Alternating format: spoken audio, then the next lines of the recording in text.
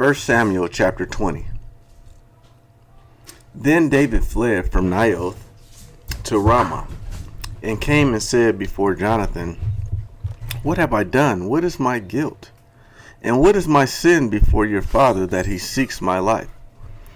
And he said to him, Far from it. You shall not die. Behold, my father does nothing either great or small without disclosing it to me. And why should my father hide this from me? It is not so. But David vowed again, saying, Your father knows well that I have found favor in your eyes, and he thinks, Do not let Jonathan know this, lest he be grieved. But truly, as the Lord lives, and as your soul lives, there is but a step between me and death. Then Jonathan said to David, Whatever you say, I will do for you. David said to Jonathan, Behold, tomorrow is the new moon, and I should not fail to sit at table with the king. But let me go, that I may hide myself in the field till the third day at evening. If your father misses me at all, then say, David earnestly asked leave of me to run to Bethlehem, his city, for there is a yearly sacrifice there for all the clan. If he says, Good, it will be well with your servant. But if he is angry, then know that harm is determined by him. Therefore deal kindly with your servant, for you have brought your servant into a covenant of the Lord with you. But if there is guilt in me, kill me yourself, for why should you bring me to your father? And Jonathan said, Far be it from me. If I knew that it was determined by my father that harm should come to you, would I not tell you? Then David said to Jonathan, Who will tell me if your father answers you roughly? And Jonathan said to David, Come, let us go out into the field. So they both went out into the field. And Jonathan said to David, The Lord, the God of Israel, be witness. When I have sounded out my father about this time tomorrow, or the third day, behold, if he is well disposed toward David, shall I not then send and disclose it to you? But should it please my father to do you harm, the Lord do so to Jonathan, and more also if I do not disclose it to you and send you away, that you may go in safety. May the Lord be with you, as he has been with my father. If I am still alive, show me the steadfast love of the Father, of the Lord, that I may not die, and do not cut off your steadfast love from my house forever. When the Lord cuts off every one of the enemies of David from the face of the earth. And Jonathan made a covenant with the house of David, saying, May the Lord take vengeance on David's enemies. And Jonathan made David swear again by his love for him, for he loved him as he loved his own soul. Then Jonathan said to him, Tomorrow is the new moon, and you will be missed, because your seat will be empty. On the third day, go down quickly to the place where you hid yourself when the matter was in hand, and remain beside the stone heap. And I will shoot 3 arrows to the side of it as you go, as though I shot at a mark. And behold, I will send the boy, saying, Go, find the arrows.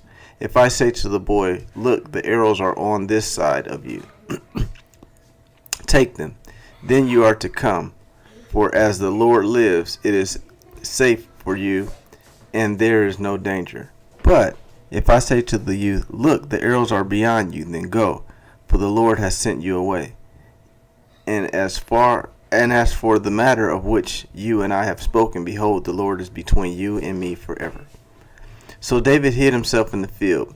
And when the new moon came, the king sat down to eat food. The king sat on his seat, as at other times, on the seat by the wall. Jonathan sat opposite, and Abner sat by Saul's side, but David's place was empty. Yet Saul did not say anything that day, for he thought, Something has happened to him. He is not clean. Surely he is not clean. But on the second day, the day after the new moon, David's place was empty. And Saul said to Jonathan his son, Why has not the son of Jesse come to the meal either yesterday or today? Jonathan answered Saul, David earnestly asked leave of me to go to Bethlehem. He said, Let me go, for our clan holds a sacrifice in the city, and my brother has commanded me to be there. So now, if I have found favor in your eyes, let me get away and see my brothers. For this reason he has not come to the king's table." Then Saul's anger was kindled against Jonathan, and he said to him, "You son of a perverse, rebellious woman, do I not know that you have chosen the son of Jesse to your own shame, and to your mother's shame, and to the shame of your mother's nakedness? For as long as the son of Jesse lives on earth, neither you nor your kingdom shall be established. Therefore send and bring him to me, for he shall surely die." Then Jonathan answered Saul his father, "Why should he be put to death? What has he done?" But Saul hurled his spear at him to strike him. So Jonathan knew that his father was determined to put David to death. And Jonathan rose from the table in fierce anger, and ate no food the second day of the month, for he was grieved for David, because his father had disgraced him. In the morning Jonathan went out into the field to the appointment with David, and with him a little boy. And he said to his boy, "Run and find the arrows that I shoot." As the boy ran, he shot an arrow beyond him. And the boy came to the place of the arrow that Jonathan had shot. Jonathan called after the boy and said, "Is not the arrow beyond you?" And Jonathan called after the boy, "Hurry, be quick, do not stay." So Jonathan's boy gathered up the arrows and came to his master. But the boy knew nothing. Only Jonathan and David knew the matter.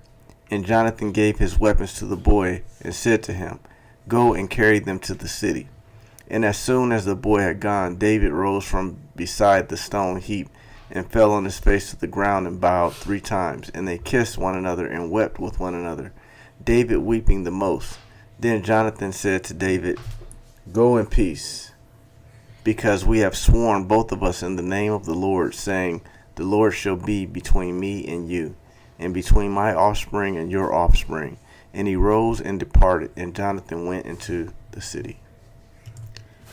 1 Samuel chapter 21. Then David came to Nob to Ahimelech the priest, and Ahimelech came to meet David, trembling, and said to him, "Why are you alone and no one with you?" And David said to Ahimelech the priest, "The king has charged me with the matter, and said to me, 'Let no one know anything of the matter about which I send you, and with which I have charged you. I have made an appointment with the young men for such and such a place. Now then, what do you have on hand? Give me 5 loaves of bread, or whatever is here.' And the priest answered David, 'I have no common bread on hand, but there is holy bread, if the young men have kept themselves from women.' And David answered the priest, 'Truly women have been kept from us as always when I go on an expedition. The vessels of the young men are holy, even when it is in an ordinary journey. How much more today will their vessels be holy?' So the priest gave him the holy bread, for there was no bread there but the bread of the presence, which is removed from before the Lord to be replaced by hot bread on the day it is taken away. Now a certain man of the servants of Saul was there that day, detained before the Lord. His name was Doeg the Edomite, the chief of Saul's herdsmen. Then David said to Ahimelech, 'Then have you not here a spear or a sword at hand? For I have brought neither my sword nor my weapons with me, because the king's business required haste.' And the priest said, 'The sword of Goliath the Philistine, whom you struck down in the valley of Elah, behold, it is here wrapped in a cloth behind the ephod. If you will take that, take it, for there is none but that here.' And David said, 'There is none like that. Give it to me.' And David rose and fled that day from Saul, and went to Achish, the king of Gath. And the servants of Achish said to him, 'Is not this the David, the king of the land? Did they not sing to one another of him in dances? Saul has struck down his thousands, and David his 10,000s. And David took these words to heart, and was much afraid of Achish, the king of Gath. So he changed his behavior before them, and pretended to be insane in their hands, and made marks on the doors of the gate, and let his spittle run down his beard. Then Achish said to his servants, 'Behold, you see the man is mad. Why then have you brought him to me?' Do I lack madmen, that you have brought this fellow to behave as a madman in my presence? Shall this fellow come into my house? John chapter 9. As he passed by, he saw a man blind from birth, and his disciple asked him, Rabbi, who signed this man or his parents that he was born blind? Jesus answered, it was not that this man signed or his parents, but that the works of God might be displayed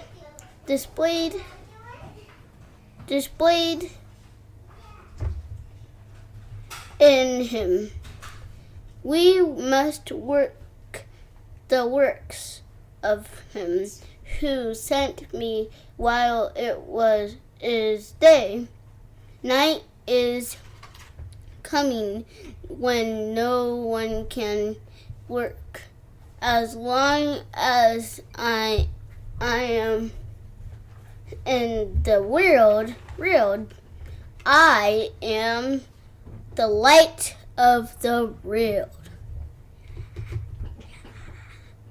Having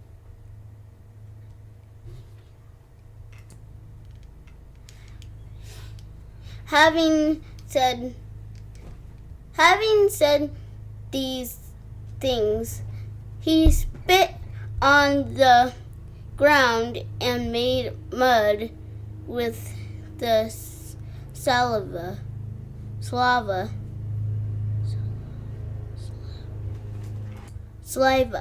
Then he anointed the man's eyes with the mud and said to him, Go wash in the pool of Siloam,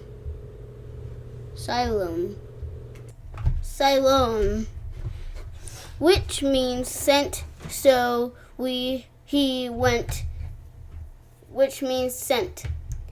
So he went and washed and came back, seeing the neighbors and those who had seen him before as a beggar were saying,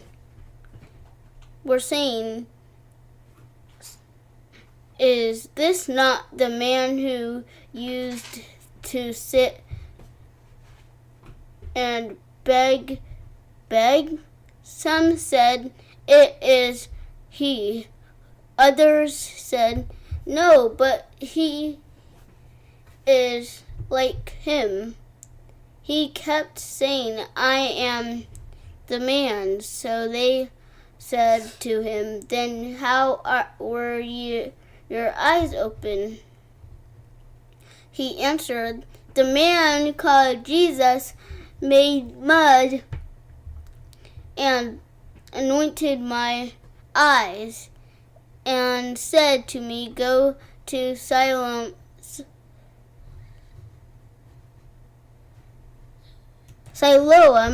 and wash. So I went and washed and received my sight. They said to him, Where is he? He said, I do not know. They brought to the Pharisees the man who had formerly been blind. Now it was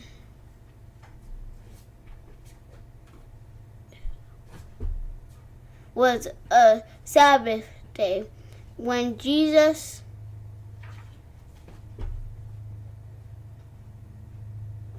made the mud and opened his eyes. So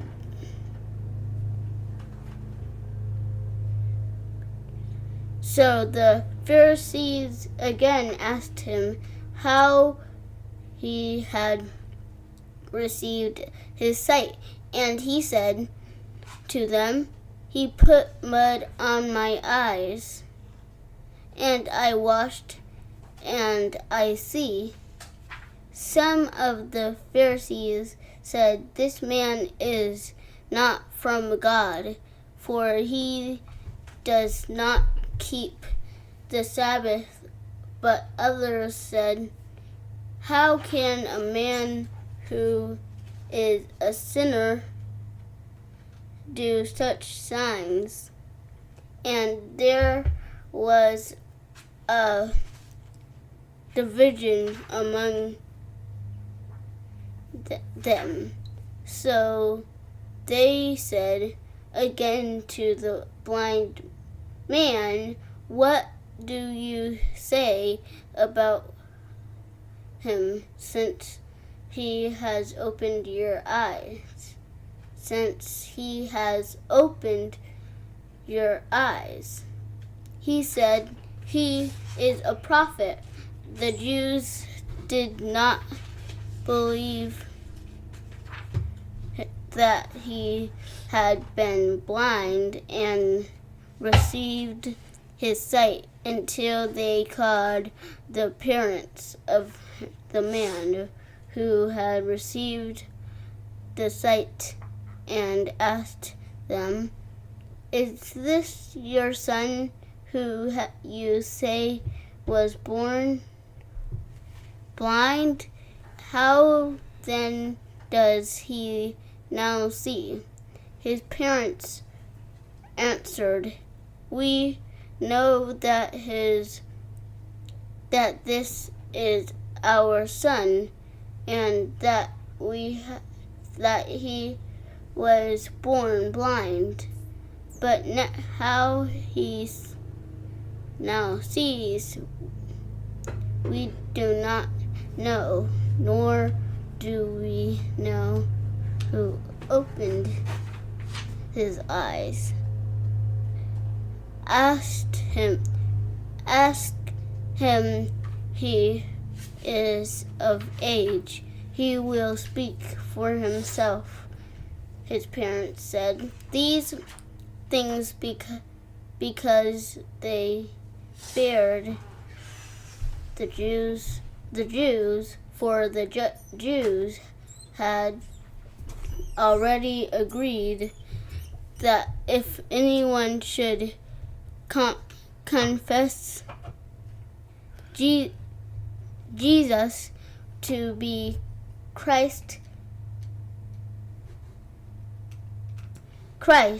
he was to be put out of the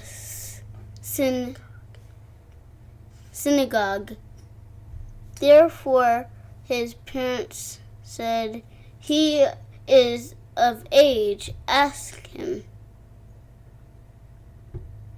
So for the second time they called the man who had been blind and said to him, "Give glory to God. We know that this man is a sinner." He answered, "Whether he is a sinner, I do not know. One thing I do know,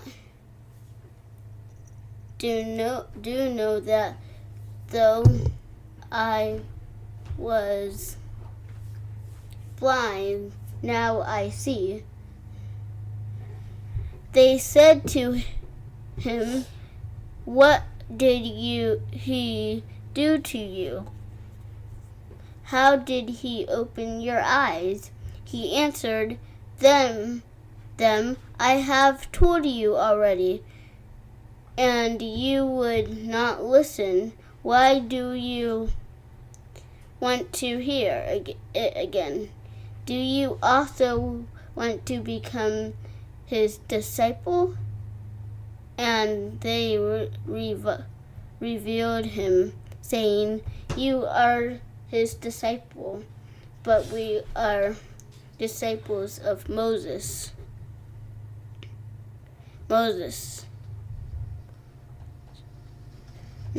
We know that God has spoken to Moses, but as for this man, we do not know where he comes from.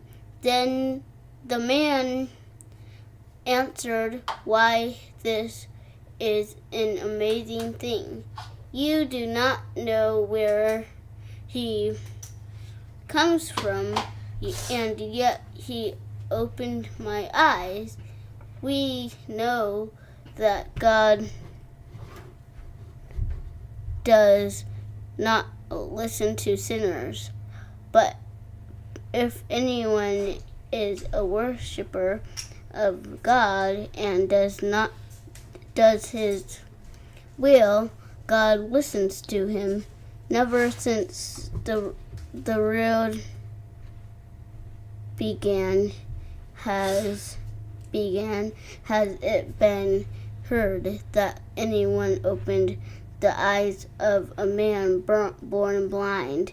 If this man were not from God, he could do nothing.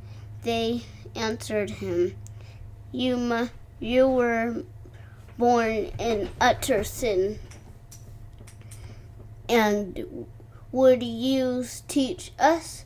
And they cast him out. Jesus heard that they had cast him out, and having found him,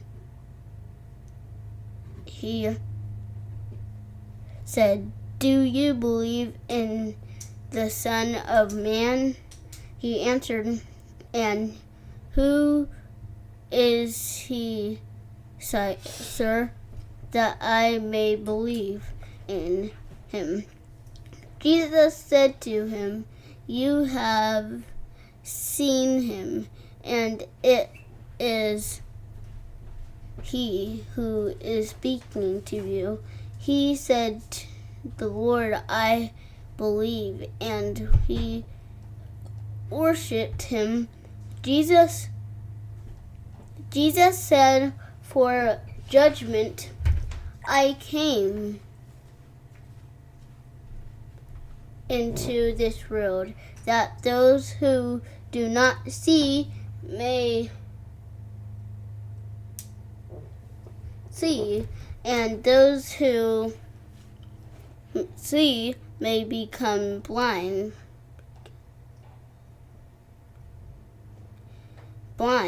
So, some of the Pharisees near him heard these things and said to him, "Are we also blind?" Jesus said to them, "If you were blind, you could have no guilt. But now that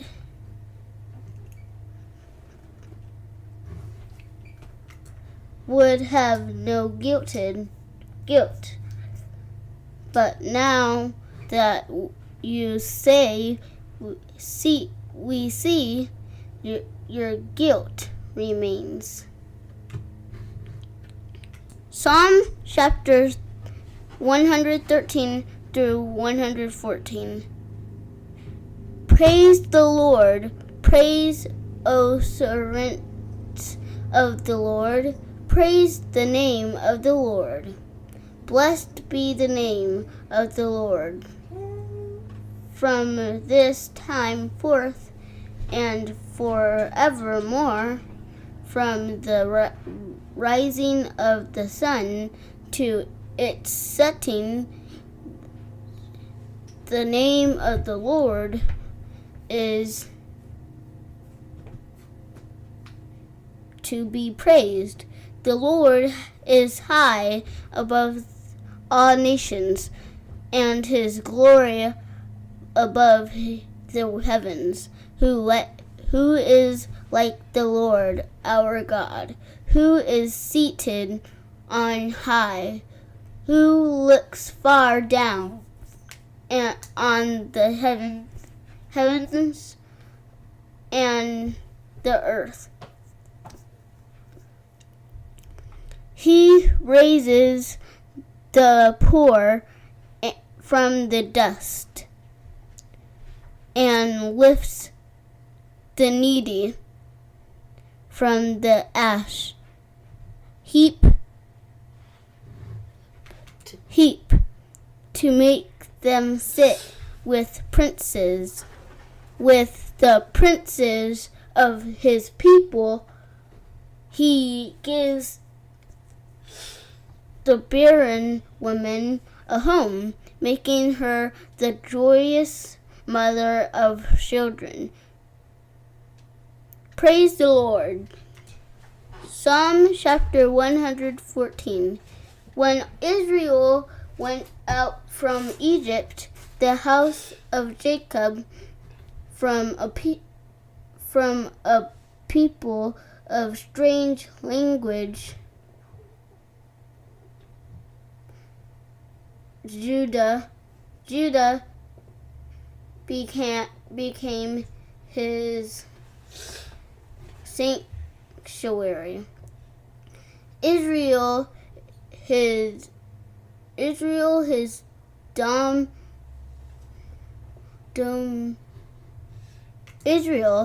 dominion. The sea looked and fled. Jordan turned back. The mountains skipped like rams, the hills like lambs. What ails you, O sea? Wait, eels, right?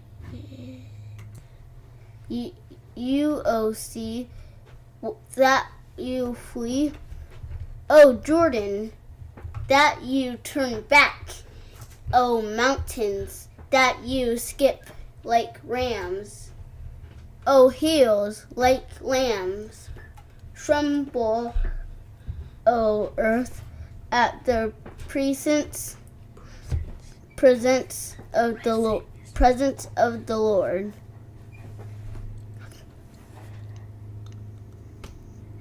At the presence of the God of Jacob, who turns the rock into a pool of water, the flint into a spring of water.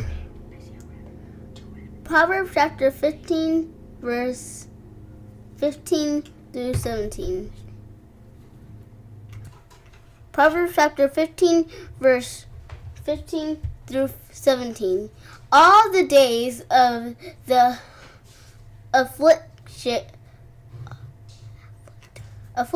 are evil, but the cheerful of heart has a continual